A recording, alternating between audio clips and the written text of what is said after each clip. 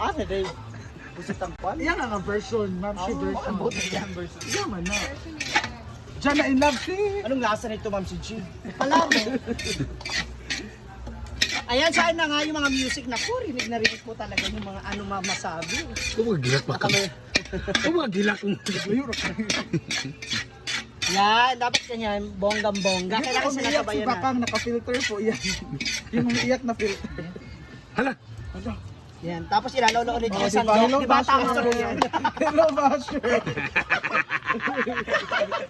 Kalimutan. Hindi, tayo naman yung kakain. Oo. Tayo lang naman. Ano naman dati? Oo.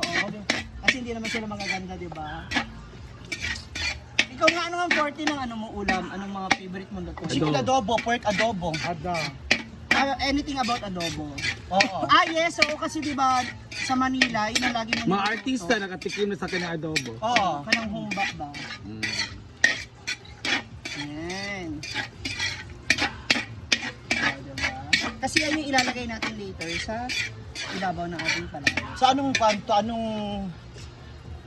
kwanto na kuan? Kasi kuan dito sobrang kuan. Kuan! Kuan. Kasi benefit. Dili ba unsa ni Anong lugar? luto ang Kasi version na palabo. Palabok si Pampanga? No. Bicol. Saan? Bicol, palabok. Tayo saan? Saan version? Kuan.